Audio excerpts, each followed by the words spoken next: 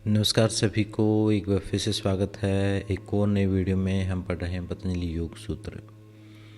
पतंजलि योग सूत्र में हम अभी तक हमने जाना है कि जो पहले महर्षि पतंजलि ने बताया कि जन्म मरण का चक्र, फिर विभिन्न प्रकार के कर्मों का विभिन्न प्रकार का फल होता है। फिर बताया जो भी फल होगा, चाहे वो सुख हो दुख हो, वो कारण दुख का ही बनेगा, सफरिंग का कारण ही बनेगा। उसके बाद महर्षि पतंजलि बताते हैं कि असली दुख की मुक्ति तभी होगी, असली उस सफरिंग से मुक्ति तभी होगी जब दृश्य और दृष्टा दोनों अलग अलग समझ में आ जाएंगे कि वो कौन है, अनुभव हो जाएंगे, तभी अविद्या मिटेगी और तभी वो परमानेंट दुखों की मुक्ति होगी। उसके अलावा जब तक दृश्य, यानी जब तक आप अपने आप को एसोसिएट कर रहे हो इस संसार के साथ, इन इंद्रियों के साथ, अपने ईगो के साथ, तब तक मुक्ति संभव नहीं है। अब आगे एक और इम्पोर्टेंट बात बताते हैं। उसके बाद बताया कि लेकिन दुखों से मुक्ति पॉसिबल है जब जान लेंगे, अविद्या खत्म हो जाएगी। लेकिन अब एक और बात ये बता रहे हैं कि जो ये दृश्य है, मतलब दृष्टा तो आप हो गए, कॉन्शियसनेस हो गई, चेतना हो गई, जीवात्मा हो गई, और दृश्य हो गई माया प्रकृति। तो यहाँ पर बहुत इम्पोर्टेंट बताया है। यहाँ पर अगर इस सूत्र को बहुत ध्यान से सोचेंगे, समझेंगे, चिंतन करेंगे तो बहुत चीज़ें समझ में आ सकती हैं कि ये जो दृश्य जगत है, ये जो माया है जिसको हम बंधन मानते हैं, ये दो काम के लिए है। ये तीन गुणों से बनी हुई है। मतलब इसके अंदर सत्व गुण, रजस गुण और तमस गुण, तीन प्रकार के गुण हैं।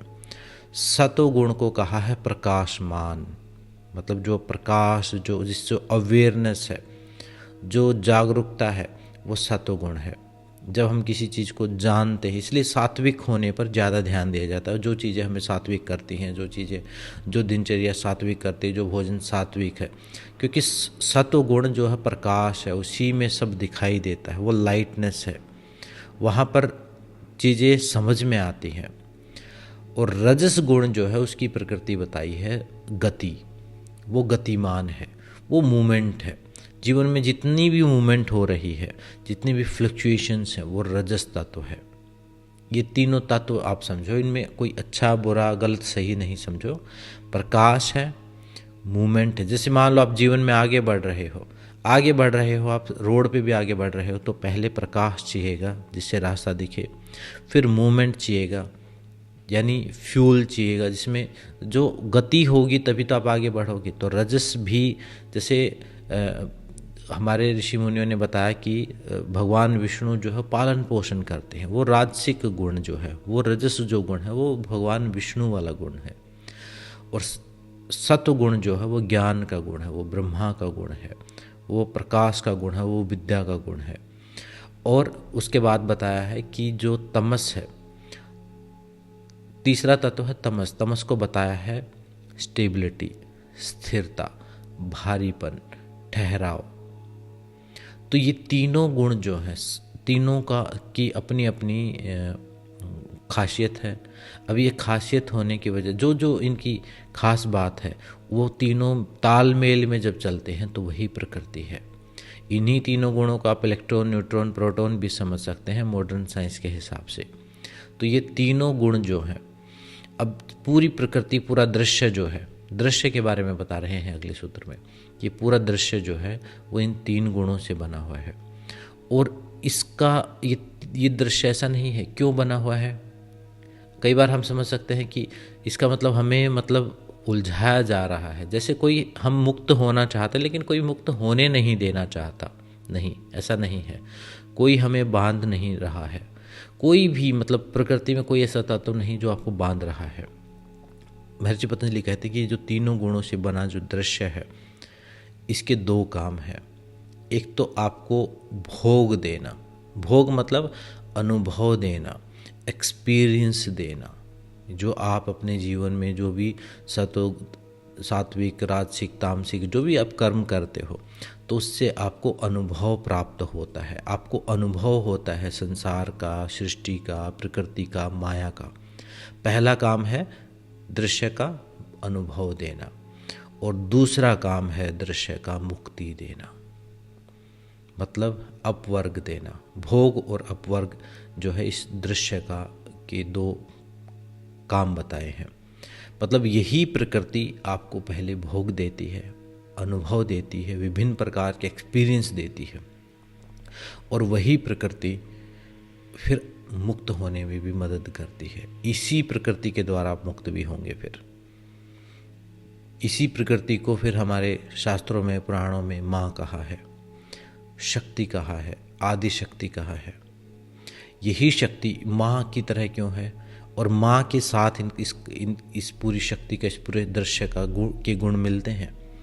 माँ क्या करती है, माँ जैसे नॉर्मली आप अपने माता पिता के साथ जो आपके संबंध होते हैं उसमें आप देखेंगे कि पिता तो स्ट्रिक्ट है, पिता तो स्ट्रेट फॉरवर्ड है, लेकिन माँ ये भी चाहती है कि मेरे बच्चे के शौक़ पूरे हों, हर चीज़, हर सुख प्राप्त हो, लेकिन ये भी चाहती है कि वो अपने पैरों पे खड़ा हो, सही रास्ते पर चले।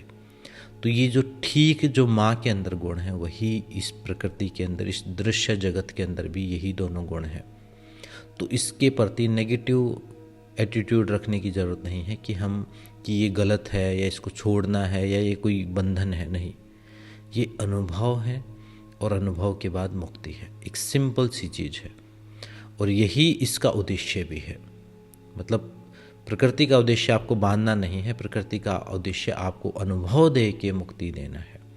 तो जब आप विभिन्न प्रकार के, और आप अपने जीवन में भी देखते होंगे, अगर आप मान लो ये वीडियो देख रहे हो, ये योग की वीडियो देख रहे हो, स्पिरिचुअलिटी की वीडियो देख रहे हो, तो आप देख रहे हो कि पहले आपने कुछ अनुभव किए हैं, आपको अच्छे बुरे अनुभव प्राप्त हुए, तभी आप मुक्ति के बारे में सोच पा रहे हो। सीधा मुक्ति के बारे में नहीं सोच पाते, सीधे आप समझ ही नहीं पाते। तो ये जो दृश्य जगत है, इसके दो काम हैं, भोग और मुक्ति। भोग और अपवर्ग, अपवर्ग का मतलब है मुक्ति। तो ये दोनों ही मुक्ति भी देंगे ये, लेकिन जब ये जीवन के अनुभव के द्वारा ही प्राप्त होगी। तो अगला सूत्र थोड़ा मैंने बड़ा इसलिए बताया कि इसको समझना ज़रूरी है। कई बार ऐसा हम समझ सकते हैं कि शायद जब हम बात मुक्ति की, निर्वाण की, मोक्ष की या कुछ ऐसा करते हैं तो हमें लगता है कि शायद कोई हमें बांधने में इंटरेस्टेड है, शायद कोई शक्ति ऐसी है जो हमें बांधने में इंटरेस्टेड है, शायद कोई शैतान है, शायद कोई भगवान का ही कोई रूप है, या पता नहीं ये माया ही हमें बांध के खुश है। नहीं, कोई इंटरेस्टेड नहीं है बांधने में, आपको अनुभव देने में इंटरेस्टेड है, और उसके ताकि आप मुक्त हो सको।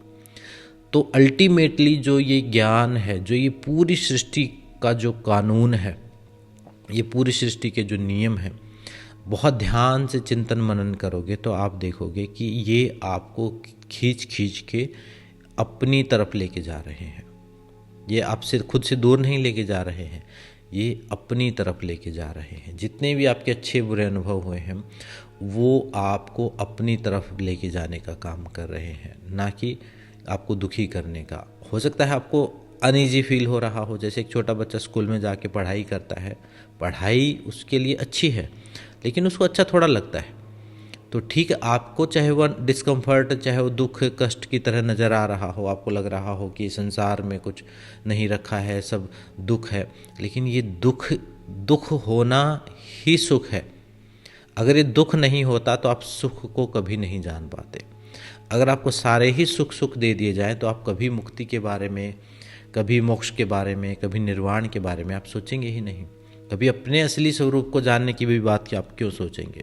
आप सोच के देखिए, आप इस पर चिंतन करके देखिए, कब जो अगर आपको बहुत सारे सुख मिलते चले जाएं और जिसके जीवन में सुख चले हुए हैं, आप उसको देख लीजिए कितना वो चिंतनशील है, कितना वो आध्यात्मिक है। नहीं हो पाएगा। पहले उसने दुख देखे होंगे, मैच्योरिटी उसी से आएगी और उसी के बाद मुक्ति की बात आएगी। तो ये जो दृश्य जगत है, इसको दुश्मन ना मान के इसको दोस्त समझना चाहिए।